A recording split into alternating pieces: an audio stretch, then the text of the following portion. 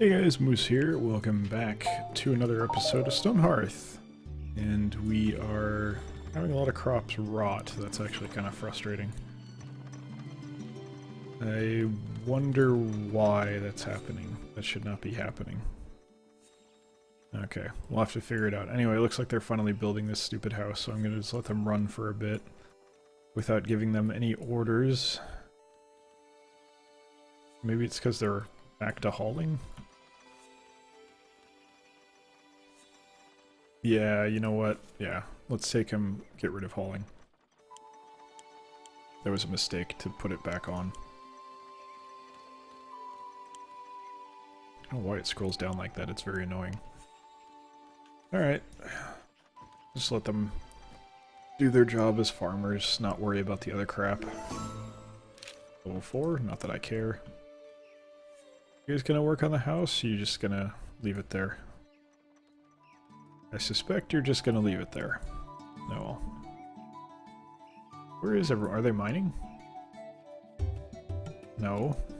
So where is everyone?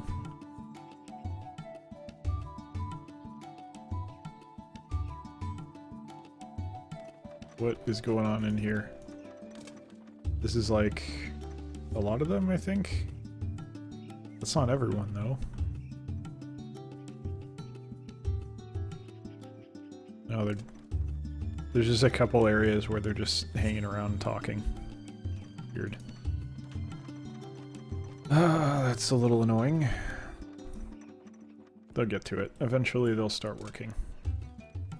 You need clay bricks or something. Let's give that a shot. I don't think I do, but we'll just do it just in case. In case we're having some bizarre issue, we will remedy it in this way. There we go. Yeah, they're just kind of hanging out, it looks like. Not really doing anything. Wonder what I need to do to motivate these guys to get something done. It's very strange. They should be working. I don't know why they're not. Well, I'll have to figure it out some other time, probably, because I'm not sure what we need to be doing here. Oh well. I'm sure it'll resolve itself after a little while. Oh, here we go. Okay, they're building. So yeah, maybe we needed clay bricks. Maybe that was the issue. How many have we made? Only 2. Yeah, I don't know. Hard to say.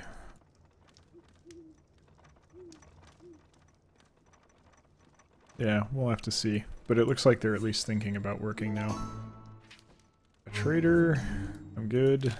Invaders, fine, you guys are gonna get wrecked. What is happening here? Alright, they took a minute to decide what they wanted to do. That was very strange. Alright, come kill this guy. And then double back and take this guy out. Yep, this is working out okay. Nice. Yeah, okay, we're good. I don't need to focus target, we can just let them go now. No need to micromanage. My only concern is that might have interrupted builds. Still making, let's make another 50 after that. It seems like that might have spurred things, so let's just get it rolling. And then pop another potion. How are we doing elsewhere? You're fine, I'm not going to mess around with that. We don't have enough yet. You need something to do. 25-25. That's not going to be enough for 50-50, but I could do like 30-30. Not yet. And then can't make bread. Is there anything interesting I can make, or is it just the basics? Pretty much just the basics. I should start making curry. Curry's good. I don't do it very often. Japanese curry's quite good. Been enjoying that lately. Some nice and spicy stuff can be delicious. Haven't had it in a little while though, but it's gonna be It's not the same thing, but the way I do stir fry is not really that different from curry. So at least I have that coming up if I ever get off my ass and make the stir fry. Let's just use this up. There's no reason to sit on it. And then we'll probably just leave that alone. I think we have enough cloth, yeah. Make another 10 of these. Just in case we need them. Probably don't, but you never know. Alright, bit by bit they're making some progress here. It's very slow, but they're doing something. And that's better than it was before. So I have to imagine maybe they feel like they don't have access to the other clay. Things must be too far away or something. Because we did have hundreds of it, right? Yeah. What the hell then? Yeah, I don't know. Maybe we'll just sell all this and make new stuff since we seem to need new stuff. They're not taking it from storage. Weird. Oh well. Let's see about replacing this line. Let's do two. 2 lines.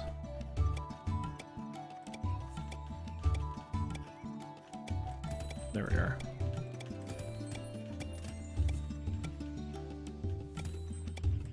Alright. Some good steroids for the masses. Get everyone juiced up. Let's do a 3rd one.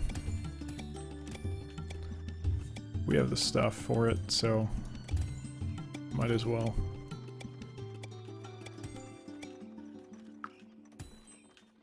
There we are. Make them nice and easy to use. Just start chewing through them. Okay. Farm is going better. Yeah, definitely cannot have them hauling. That's an issue. Really just like you guys to finish building over here. That'd be really good. Seems like they're gonna do it, but it's gonna take some time. They're not entirely certain they actually want to do it.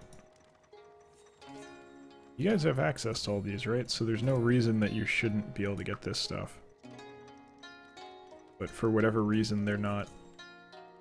Like, they'll only look in a certain radius to get materials when they're building something. It's very odd how it works.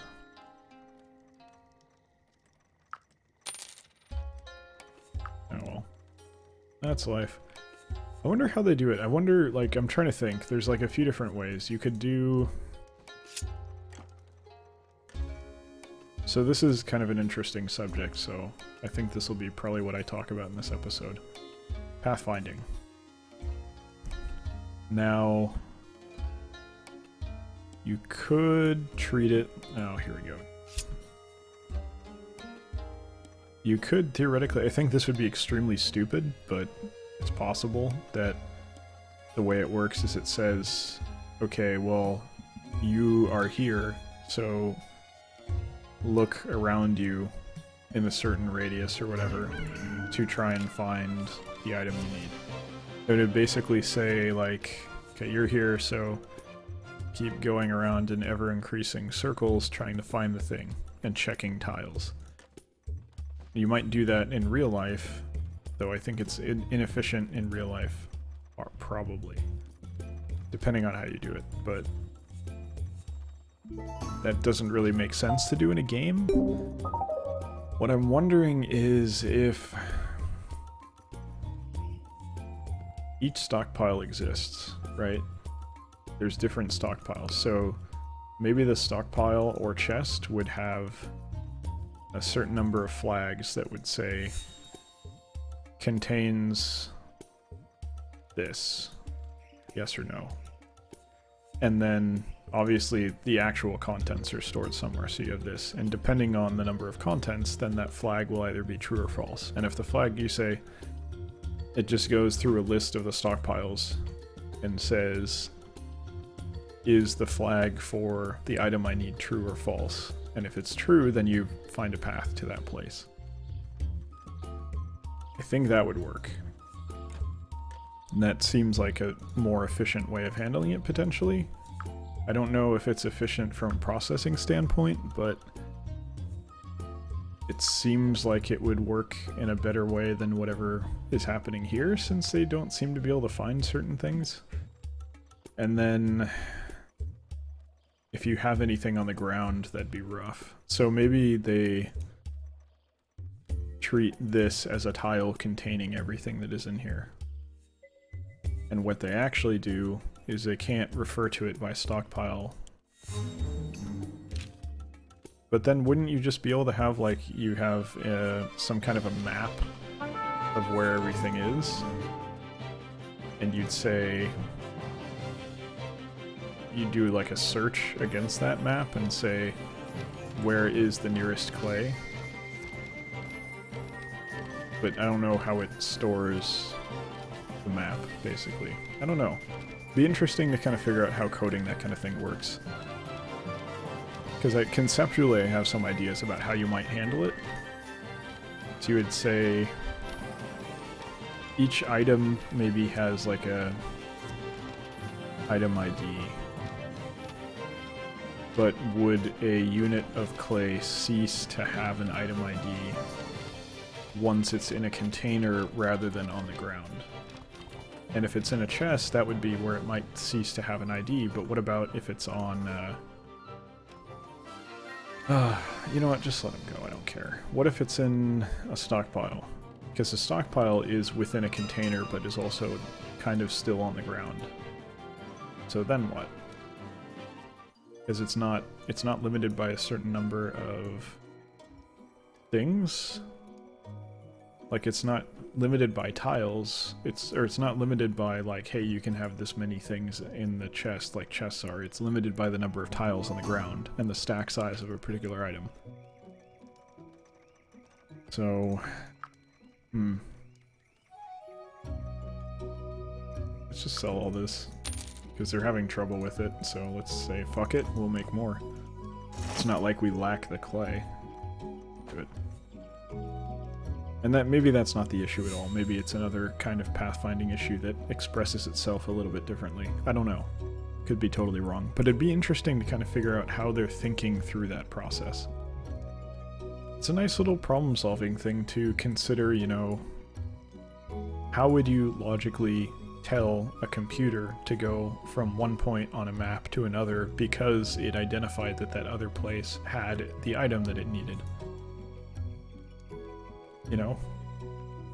Maybe there'd be a cool, like, sort of game concept built into that where you could make a game where you're basically, and there's some of these that exist, but rather than playing a game yourself, your job is to give the AI the rules necessary to understand how to beat the level. And you teach it what it needs to do. And once it understands that, it can then solve the problem itself. And that would be the game loop rather than actually resolving the issue yourself. Maybe doing a platformer like that might be kind of cool. So you'd have to understand not just how to solve the problem, but then how to... What is this guy doing? Doing some very strange things here. They're picking things up and then putting them down, and then running back, and then... I don't know. It seems like the AI code in this game is a little bit dumb. From everything I've seen so far, and kind of watching them work. Something's not right with how it's set up. So I think the one thing I've learned in programming is that the simplest solution is definitely usually the best, because there's only so many ways that it can go wrong. So what you effectively do is you manage the potential for things going wrong. The problem is when you're dealing with something like AI like this, it's not a simple thing. It can't be a simple thing. There's a lot of complexity that goes into it, so it's much harder to make that happen, actually. So I'm not sure... Well, I'm not an expert, and I'm not trying to pretend to be, so I don't know. But there's definitely some interesting complexity going on here that would indicate, you know, perhaps why things would not be working the way that they probably should. Let's try and kill these assholes. Yeah, they're gonna go kill him. Alright, good. Stop breaking my doors, you fucking prick. Hate those assholes. Alright, let's build some more gates. Oops. You know, I could just, like, maintain... Yeah, let's just maintain, like, 5. Or 10. There we go. That way we'll always have replacements. And you know what? You should maintain... like... 2 doors.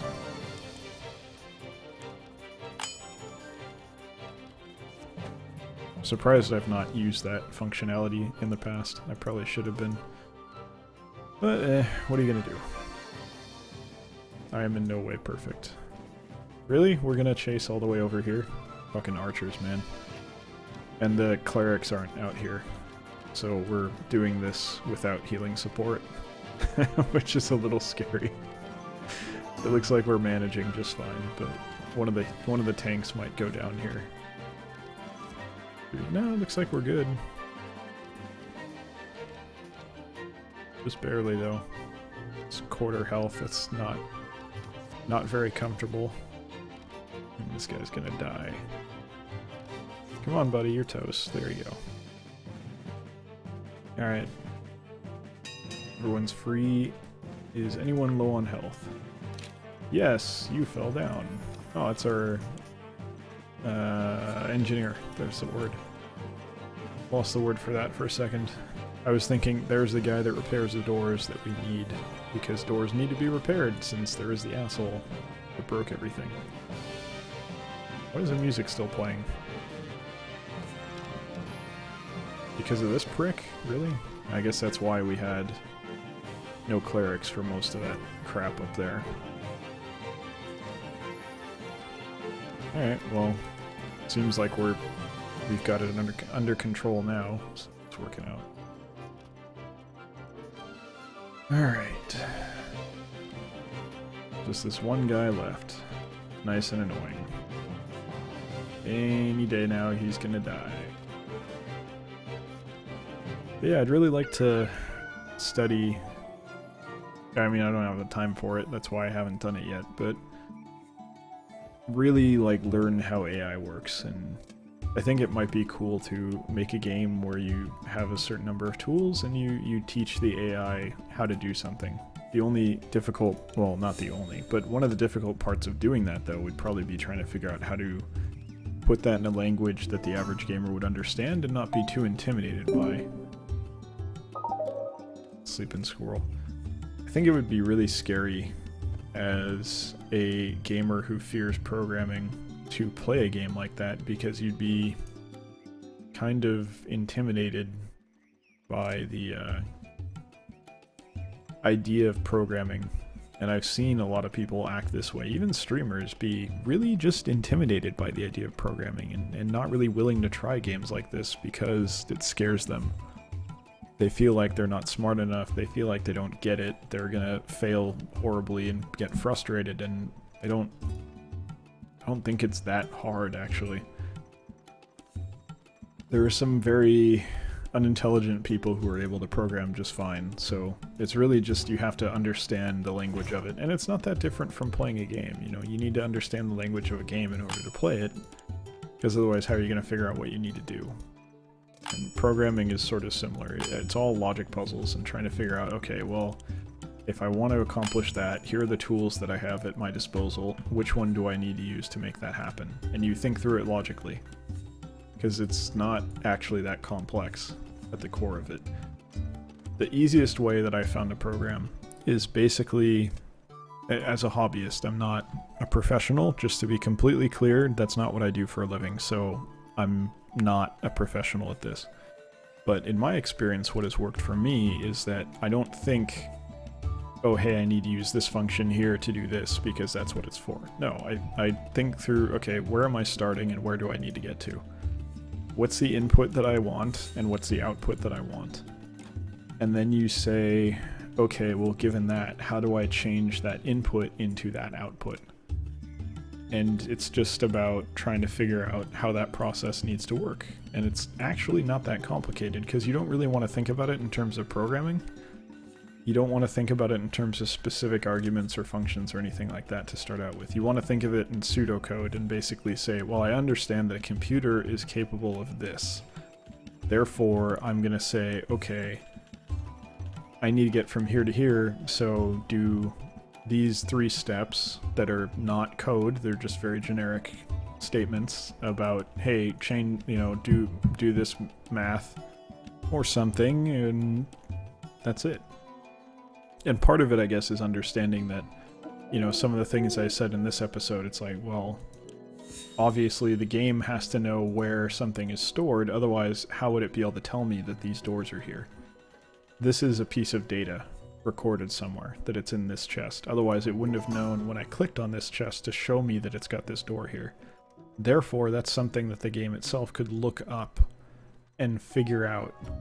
It can query this information just as much as I can. Based on that, there should be a better way, probably, to path stuff here. So I don't know what the issue is exactly, but it seems like it should be potentially resolvable. But that is going to have to do it for today's episode. So, thank you very much for watching. I hope you've enjoyed it, and I hope you'll join us for the next one as well. Take care.